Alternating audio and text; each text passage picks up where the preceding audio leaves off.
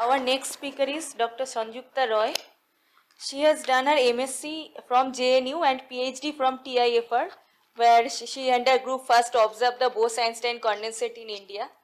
And today she is going to talk about quantum technologies with ultra-cold Rydberg atoms. Good afternoon, everyone.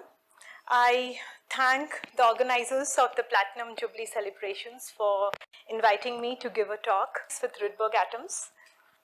I'm also working on other projects like quantum mixtures of sodium and potassium and also spin correlation spectroscopy, and that will be described on Friday in a talk by Saptarishi.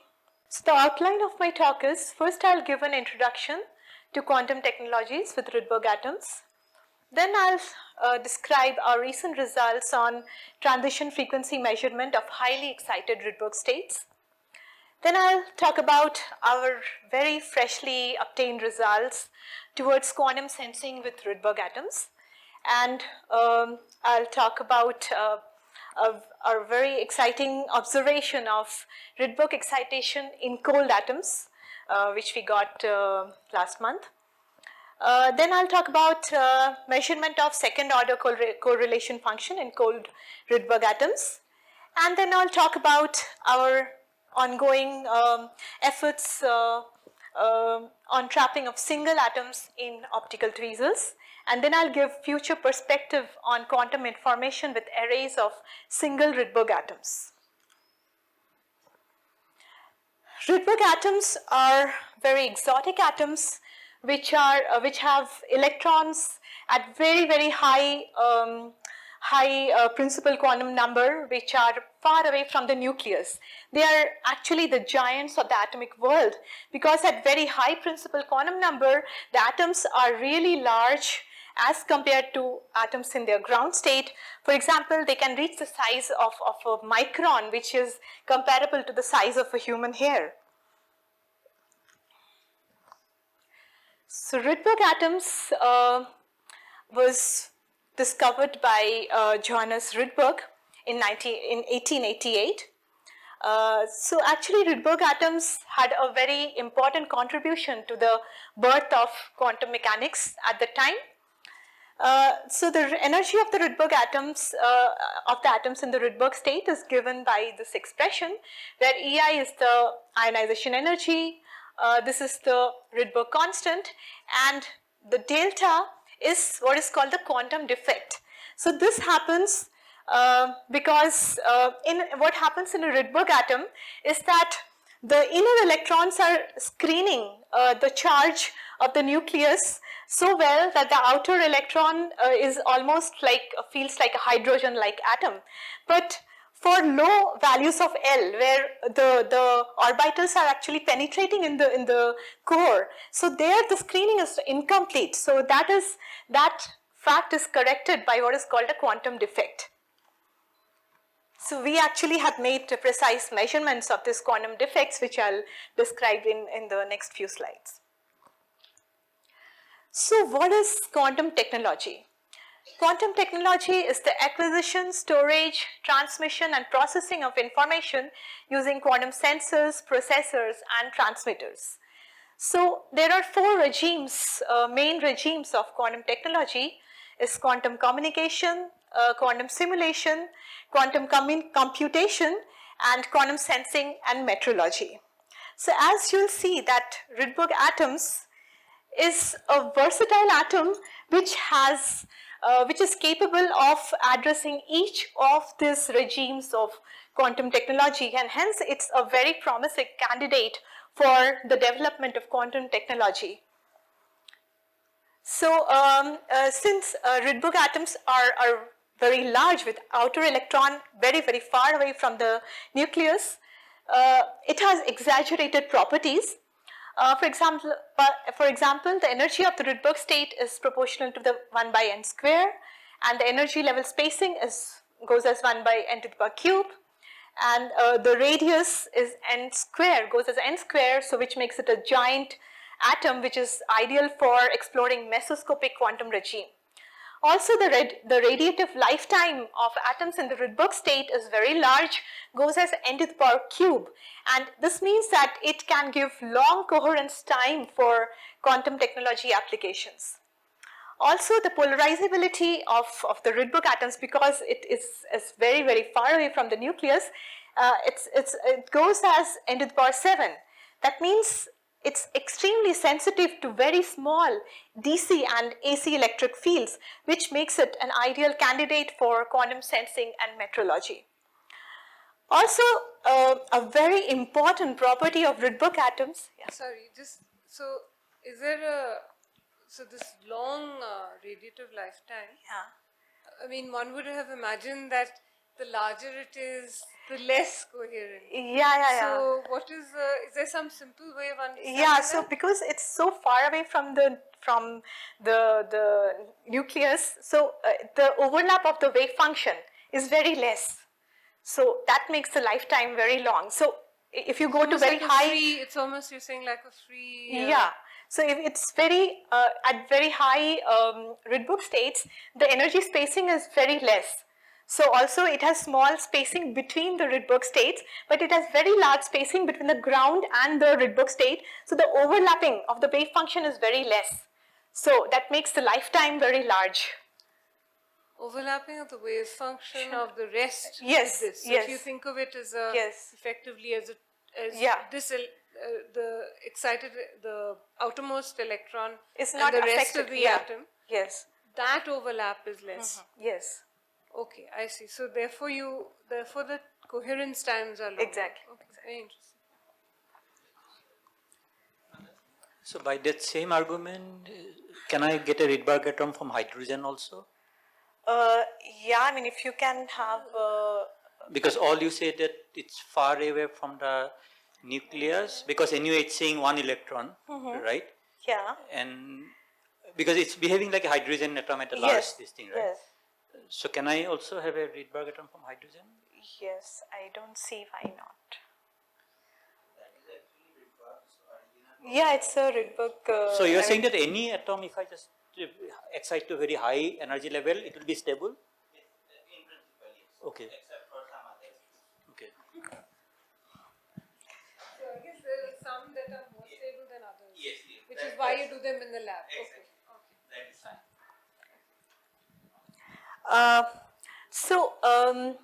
What are the advantages of quantum processors with cold atoms? So there are many advantages. One of the important is that they're highly coherent system because of the ultra low temperatures, and there the quantum regime becomes accessible. As you go to lower and lower temperatures, the atoms goes into the quantum regime, and it behaves more like it behaves less like classical particles, but behaves more like waves or goes into quantum regime. And it has high degree of controllability. That means in cold atoms, because you have a lot of parameters which you can control, be it the state, the excited state, the spin state, the temperature of the atoms, the dimensions in which the atom can move, and also the different kinds. I mean, for example, you can change the interaction between the atoms by just moving the atoms to different states, as we'll see how the dipole-dipole interaction can be changed not only by changing the principal quantum number in which it's excited, but also you can change the interaction by moving the atoms, the interatom distance between the Rydberg atoms. And also it has strong coupling to light with negligible Doppler shifts because of the low temperatures. And as I was saying, it has complete control of the interatomic interaction, and the temperature, the dimensionality, the atomic spin states can be completely controlled. So one very interesting phenomena which makes Rydberg atoms a very important and promising candidate for quantum information is what is called a Rydberg blockade. So as I had said, for Rydberg atoms, with very large n, there is a strong dipole-dipolar interaction which goes as n to the power 4. Now if two Rydberg atoms are very far apart, they are not affecting each other. But when they are coming closer, that means you reduce the interatomic distance, you see that the energy level is shifted because of this strong dipole-dipole interaction. And then if you have a laser which is exciting one of the atoms to the Rydberg state, because of this level, energy level shift, the same laser cannot excite the other nearby atom to the Rydberg state. So you can see that if you have one atom in the Rydberg state, you cannot have the other in the Rydberg state and vice versa.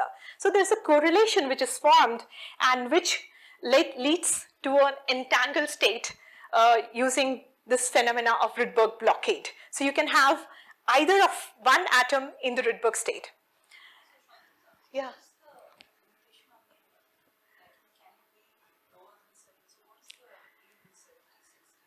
Oh yeah, so I just gave you an example about the numbers. If you have n between 70 and 100, this is the typical range of the blockade radius. I mean, you can have Rydberg atoms in n equal to, lower also. It can, from n equal to 20 onwards, you can say it's a Rydberg atom. But I gave this n number to tell you the order of magnitude of the blockade radius, the range of interaction. So if that becomes 700 or something. Yeah. Yeah, it will become larger, yes. So as you all know that quantum entanglement has taken a center stage because of its importance in quantum technology, and the Nobel Prize in 2022 was strong evidence for this, where Alain Aspect, Jean Clauser and Anton Zeilinger got the Nobel Prize for experiments with entangled photons, establishing violation of Bell inequalities and pioneering quantum information science. So this is a photograph of a Rydberg experiment. So here, as you see, this blue laser is actually, I'll show in the next slide, that this is the laser which is exciting the atoms to the very highly excited Rydberg state.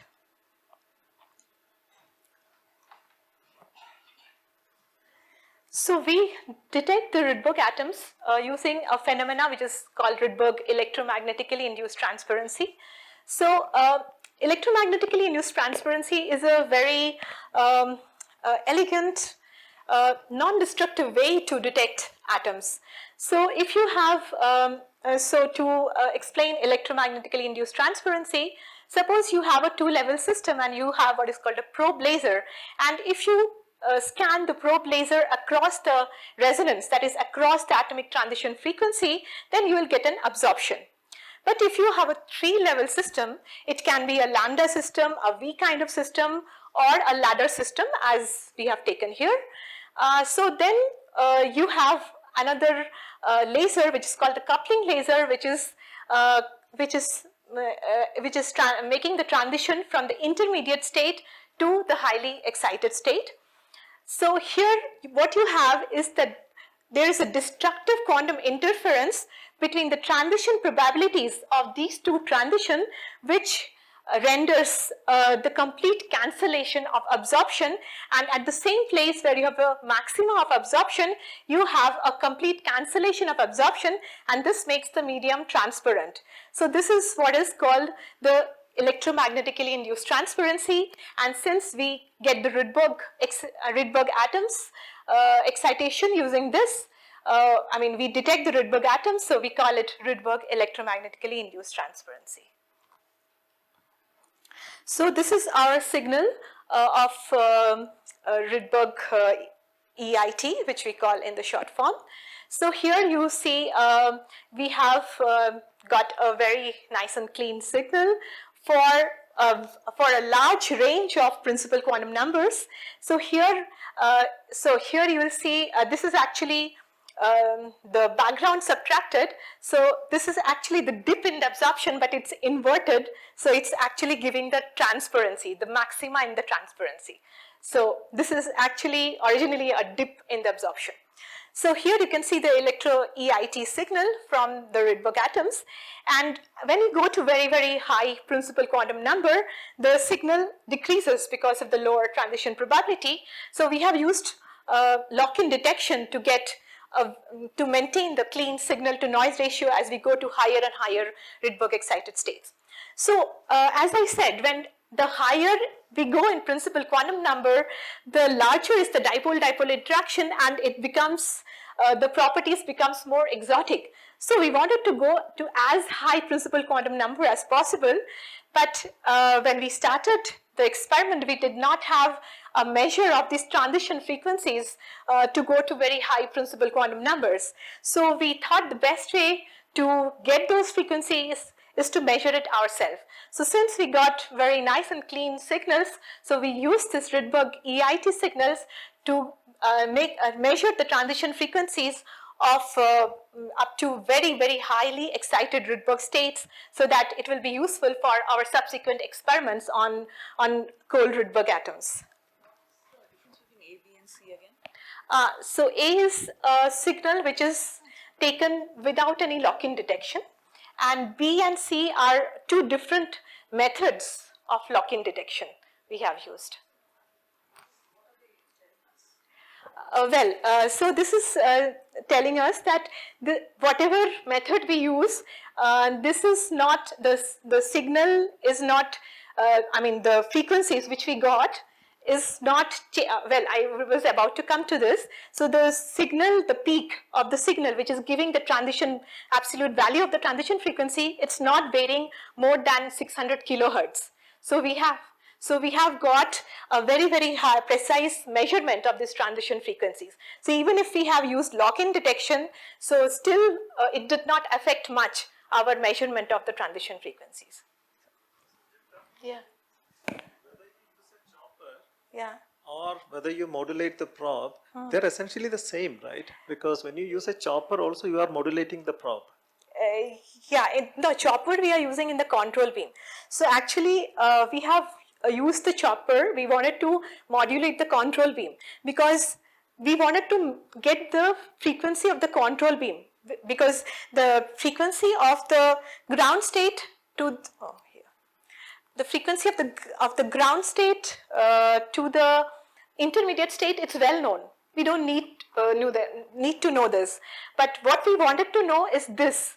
So we wanted to have a signal where the variation is the coupling beam, so that we know at what value of the coupling beam frequency we get the maxima. So we could also make a precise measurement. So we not only measured the Rydberg levels in S state, but also ND state. And here you can see we measured the fine structure splitting of the D3/2 and D5/2 states of very highly excited Rydberg states. So we measured the transition frequencies of from n equal to 45 all the way to n equal to 125, and we conservatively quoted the accuracy as less than 2 megahertz, but generally we got around less than 1 megahertz. Yeah. Is it my imagination or no, the left now? Yeah. Your data points are consistently above your fit line, right? Well, not here, but here actually that's an interesting point, because here, because at higher n we have a larger dipole-dipole interaction. Yeah. So we suspect here because of this interaction effect, this is variation. Because of this interaction at very, very high principal quantum number, as you can see, this is making the deviation from the other data points. So this is going subject to modeling. Would you agree with me that your data is very good up to 110? Yeah. And then after that it starts going upwards, right? Actually, the data is very good. See, the point is, It's the No. The fit is actually considering a theory which does not take into account the dipole-dipole interaction, which is It's a actually non-interacting something, model. which is actually something of our next study, which.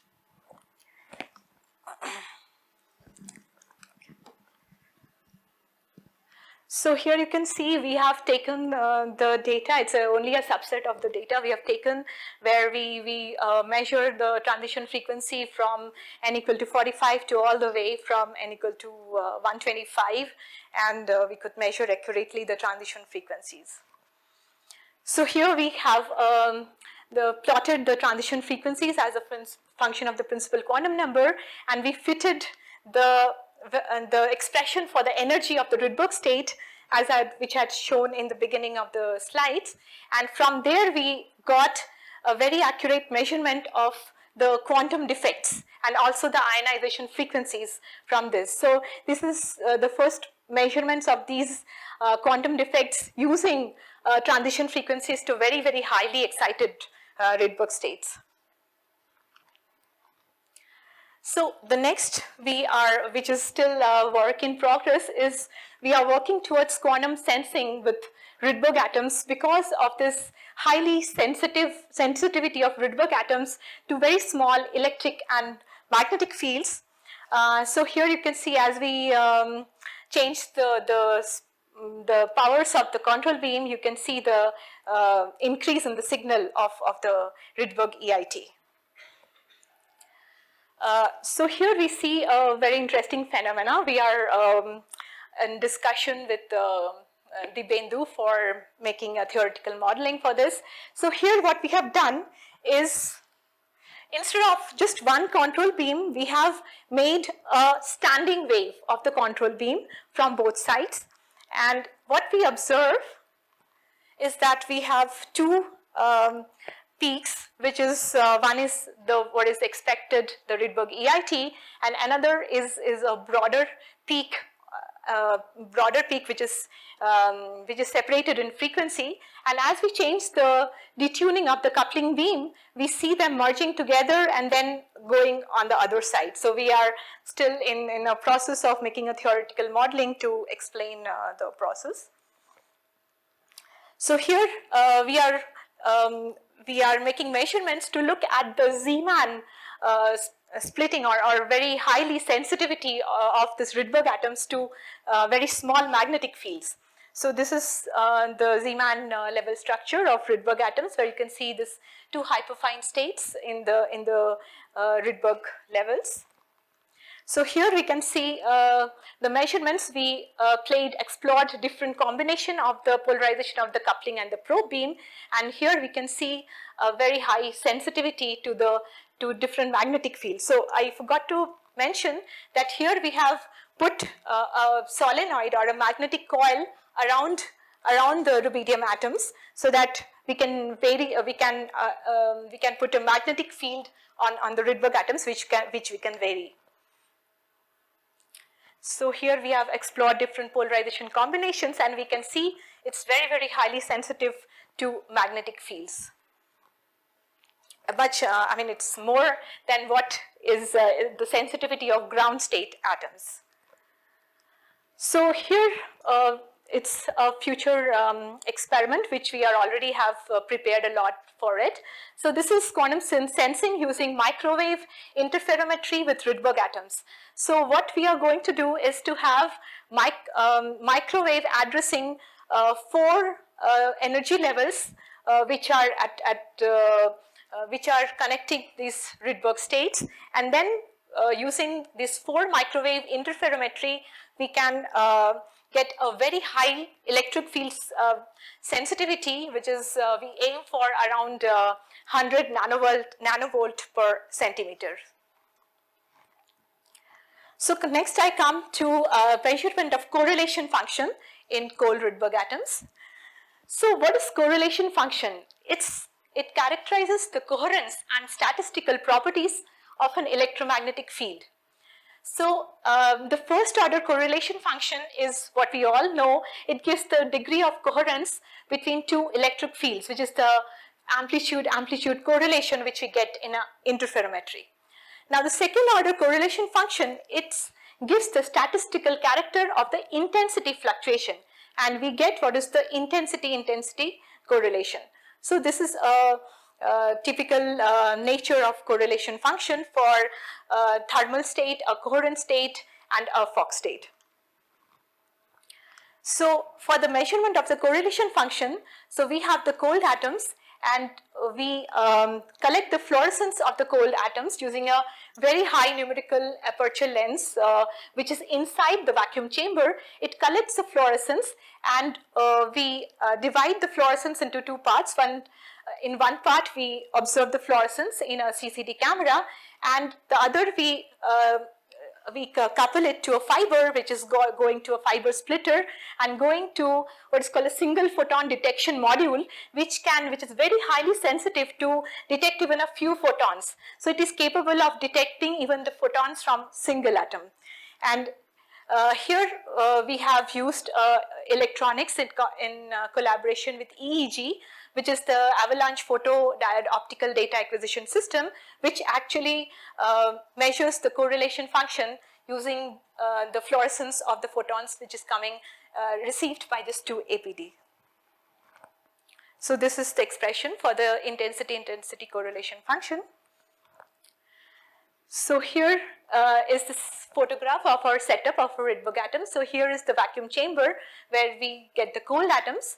So here is the measurement of the second order correlation function from cold atoms. So here you can see already the signature of the Rabi oscillation, which is evident from the correlation, second order correlation function of the cold atoms. So the lower we go in temperature, that means the higher the detuning, we see this coherence more prominent.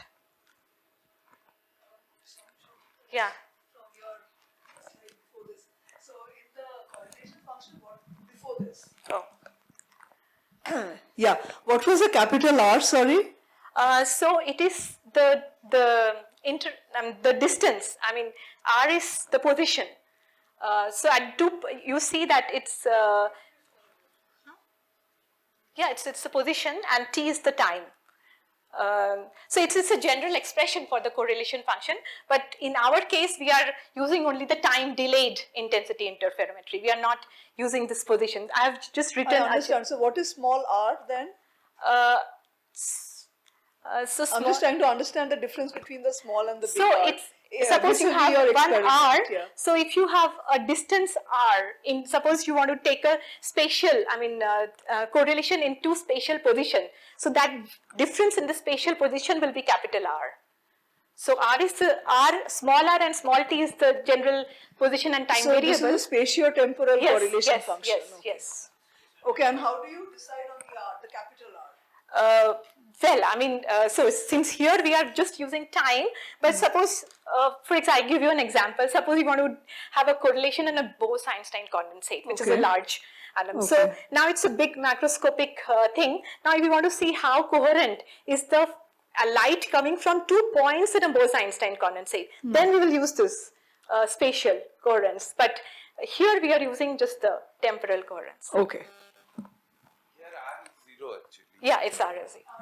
I just used a general expression for the correlation function. Okay, so now I'm going to show you a observation which I was very excited about, because for the first time we got Rydberg excitation in cold atoms, which is the first time in India we have Rydberg excitation in cold atoms, which opens up a lot of possibility to manipulate, explore quantum technology or quantum entanglement in ultra cold Rydberg atoms.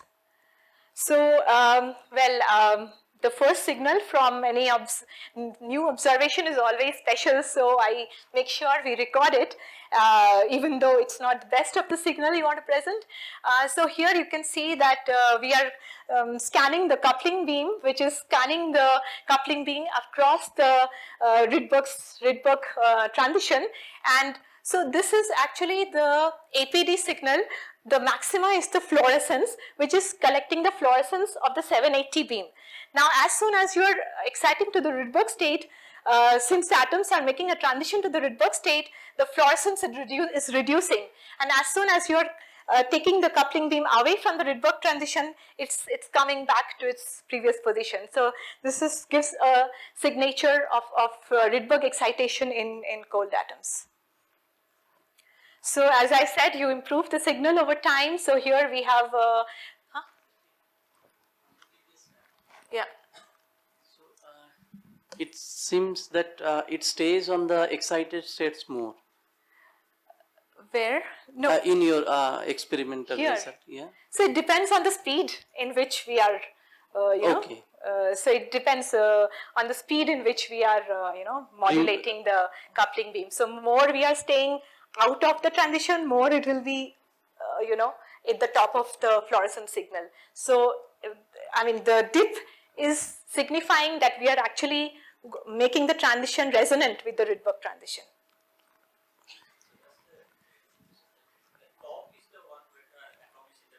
No, the down is the, so the top is the fluorescence which is collected from the APD, and this is the fluorescence when the atom is here.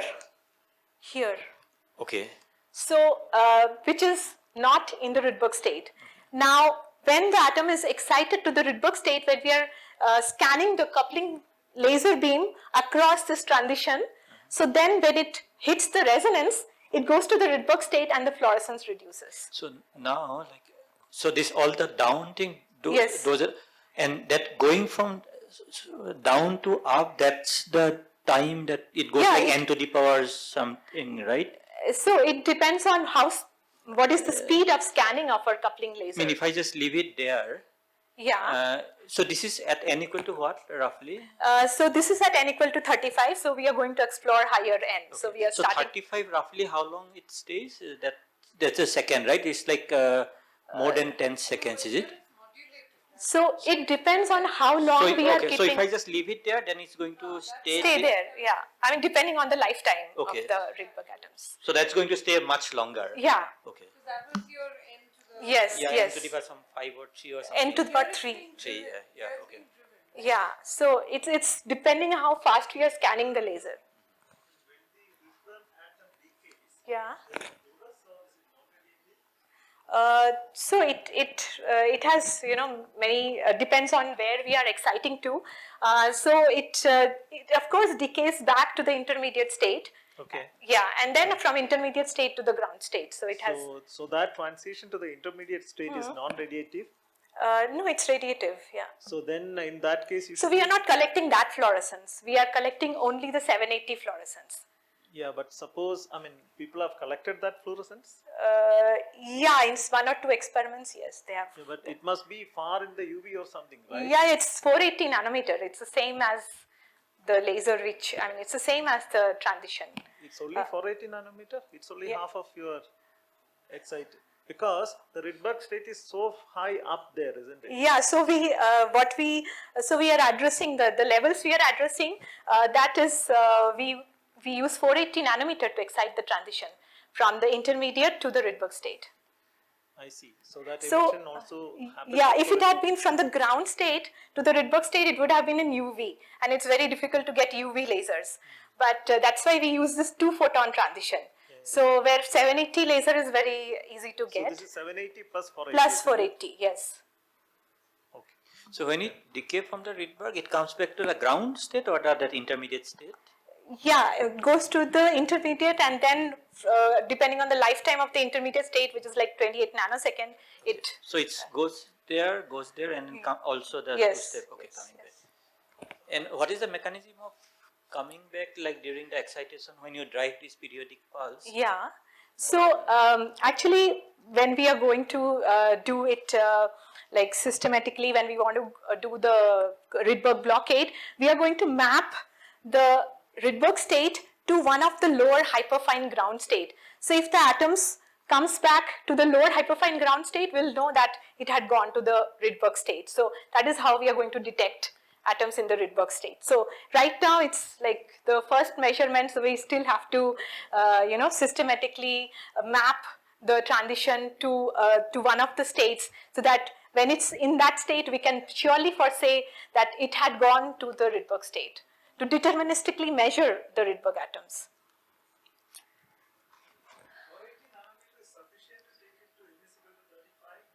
Yeah. It can go to n equal to, I don't know, 200 or more even. So we have till now managed only till 125, but of course it depends on the signal to noise ratio. yeah, we went to larger and larger excited states, and then of course the signal level was decreasing because the transition probability was reducing, so that's why I used this lock-in detection signal. So we stopped when we were not confident about the signal to noise ratio even with the lock-in detection. Okay, maybe I can ask later, but I didn't understand something. See, when you have this like modulated this thing, yeah. So it's in the resonance, so that it gets the energy to go there, yeah. right? But why does it come back? I mean, it has a finite lifetime. But that finite lifetime is n cube, right? I mean, irrespective of whether you are putting the modulation yeah, or not, right? Yeah, modulation only gives you the energy to go up, right? Yeah. And so, but it eventually comes back. So what we are seeing is that it's a loss of atoms, because what we are detecting is just the 780 nanometer fluorescence. Yeah. We are not, in our present detection system, we are not sensitive to the 480 nanometer detection. If we had known. So coming back is just a natural coming back. Yeah, it's basically a natural coming. Whatever. Yeah, it's natural coming back, but we are not detecting it at the moment. Okay. But it is already in that state. It's Yeah. not like it's decaying. No. The point is that it's absorbing and then it stays there. But then why is it absorbing again? That's what I don't understand. No. Maybe that's just okay. So, Sanjukta, I think the question is, since you are making a measurements of the mode fluorescence, and as you make the Rydberg, so those atoms which have gone to Rydberg, they are no longer fluorescing. Yeah, that's what I said. So they are there. They're there, right? Yeah, they're not coming back. Yeah. You are not seeing them just because they are. We are not detecting the 480 nanometer. That's why we are not seeing them. They're there. They are there. Okay. See, it's like a cloud of cold atom. You have. So there, next time is some other atoms. Yeah? No, it's the same ones, but the ones which have gone to Rydberg, those you are not just detecting. Yeah. And now you can say that, oh, they have gone somewhere else, but Okay. So they will come back with whatever their n cube or Yeah. this thing, right? Or it's not. They will not. Yeah. Okay. So that's the question. once you are on two-photon resonance, you don't see those fraction of atoms which are there, but in the Rydberg state. Okay. So you call them fold Rydberg. What's the second for, so you get this one dip. Oh, no, Then you the keep on second scanning, right?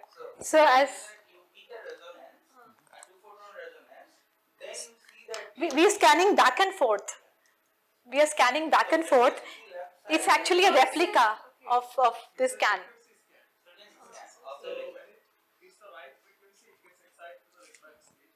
But you are But it keeps getting excited. But that's there. Once it excited, it's there. Yeah. But then why is this in a time series? What?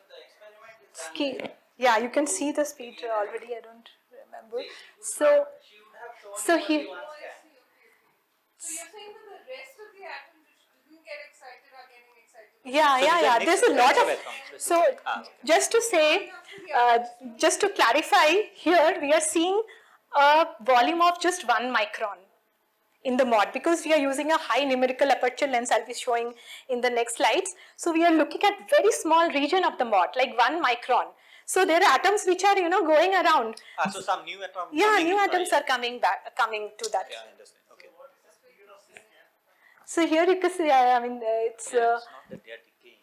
That was the question. no second. Resonance cannot. So yeah, minutes. Yeah, it's in minute. So you can see it's in minutes. Yeah, it's very slow scan. Yeah. No, but he given right at the beginning, right? And that's the point of it. Yes. Yeah. Yeah.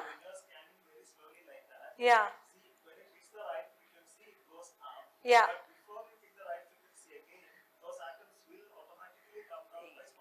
Yes, sure. Yeah. No, but the thing is that the whole point of these is that the decay time is very long. Yeah, n cube. No?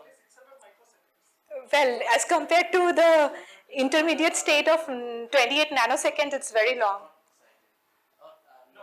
So that was the advantage also. Yes.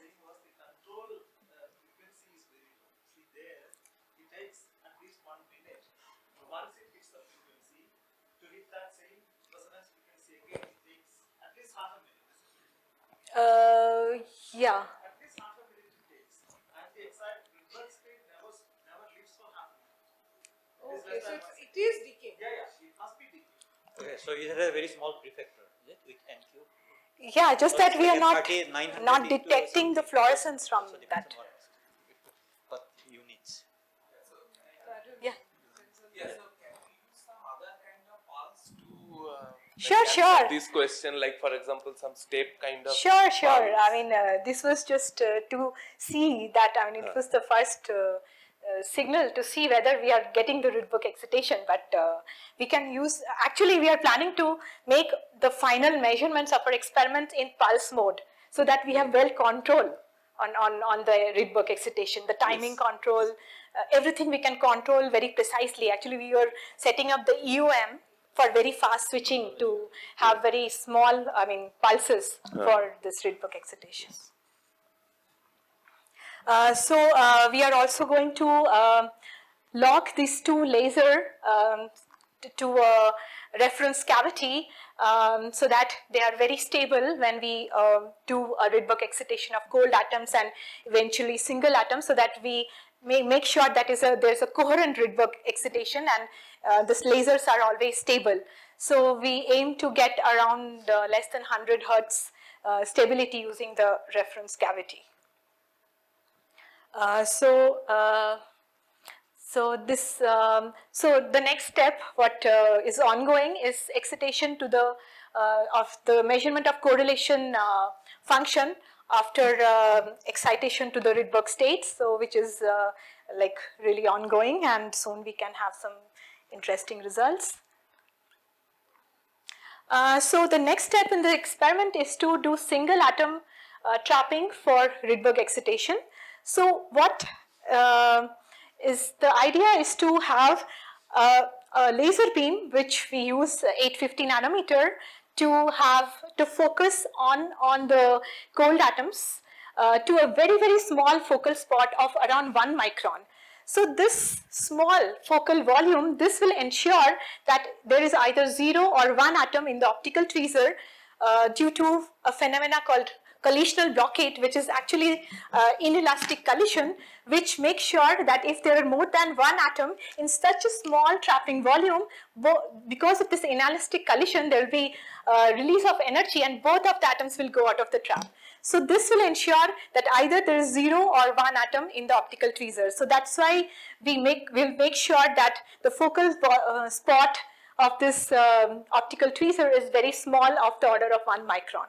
So our experimental system is well equipped with a very high numerical aperture lens placed inside the vacuum chamber, which will enable a single atom trapping using the optical tweezer.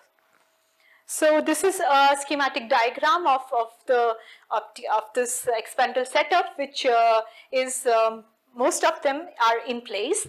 We have this dipole trap beam of 850 nanometer, which will be focused at the center of the cold atoms, and also there is a 780 beam, which is the probe, which will give us the fluorescence from the single atom, which can be detected using the, as I had mentioned, by the single photon counting module, which can detect even few photons. That means it's capable of detecting even a single atom. So why is single atom trapping so important?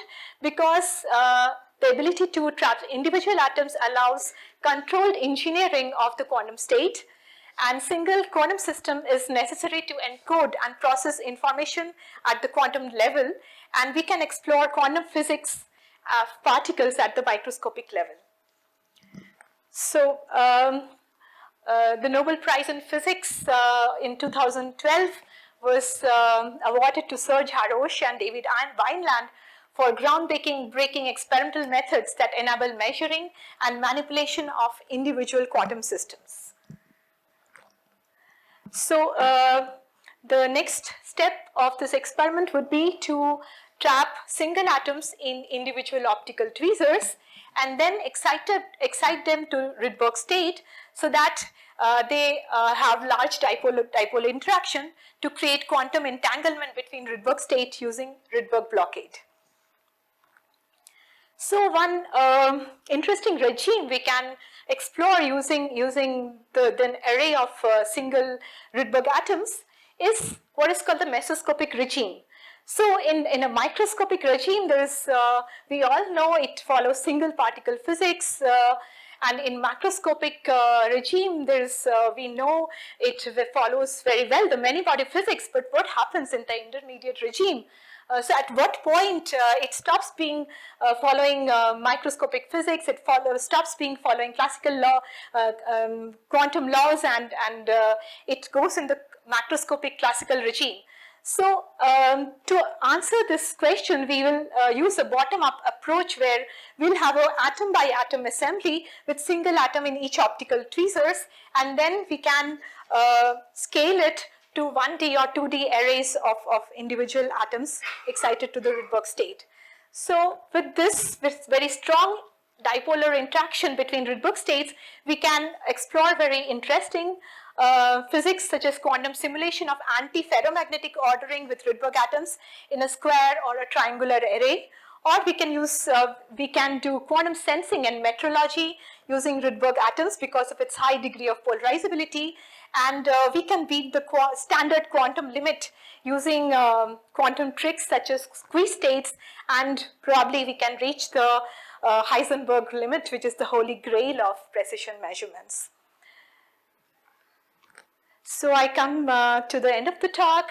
So I have given introduction to Rydberg atoms, which has exaggerated properties, which makes it a promising candidate for quantum technology applications. I've described our recent measurement of precision measurement of transition frequencies to very highly excited Rydberg states. And I've also described our recent observation of Rydberg excitation in cold atoms, and our recent measurement of G2 correlation function in cold atoms, and soon we are going to do it in Rydberg atoms, cold Rydberg atoms. And I've given future perspective on atoms trapped, single individual atoms trapped in 1D or 2D array of optical tweezers, and excited to Rydberg state to realize quantum entanglement as well as quantum simulation and quantum sensing with Rydberg atoms. Thanks for your kind attention. Okay, so we thank the speaker, and so any question? Just a clarification, I think maybe it was answered already. It's like in terms of second, like what is the typical lifetime of a Rydberg atom? So depends on let's say n equal to 50, around n equal like to 50. 100 microseconds or so. 100 microseconds, Yeah. okay.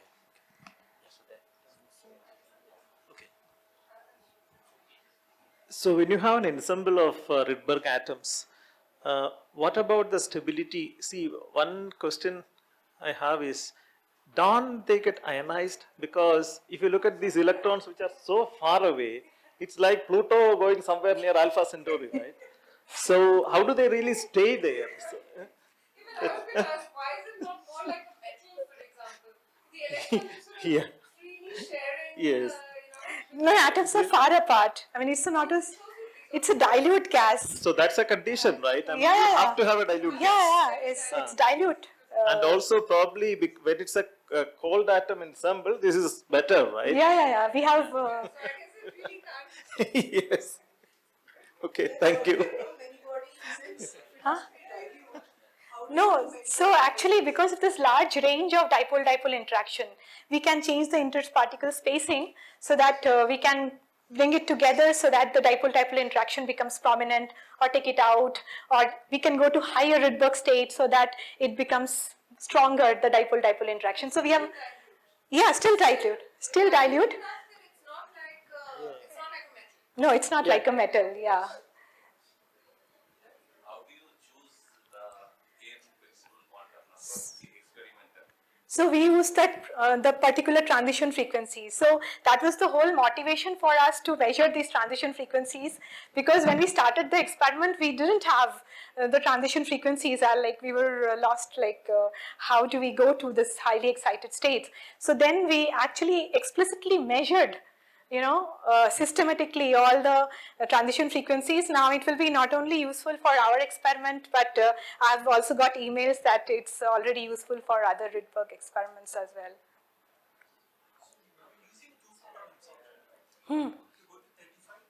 Yeah. And then if you want to go to higher levels, you have to add other wavelengths? No. So actually, we can just change. So our laser, it's not a single frequency laser. It's a tunable laser. So we can, our laser can go all the way from 474 to 483 nanometers. So within the lifetime, you scan the laser. Yeah. We can go to any frequency we want to choose which Rydberg state we want to address. Okay. So if no more question, I want to ask something. There you were saying something like you were measuring the correlation function for the thermal and the Fock state. So I could not understand how we were doing that. So we are using, not doing for Fock state at the moment. When we will have single atom, which will be in the Fock state, then we'll do the Fock state measurement. But right now we are doing for a thermal atom. Our cold atoms, it's not in a Bose-Einstein condensate, so it's not a coherent state. So it's in a thermal state. So that's why we are doing the measurement of the thermal atoms, the correlation. Okay, so let's thank the speaker once more and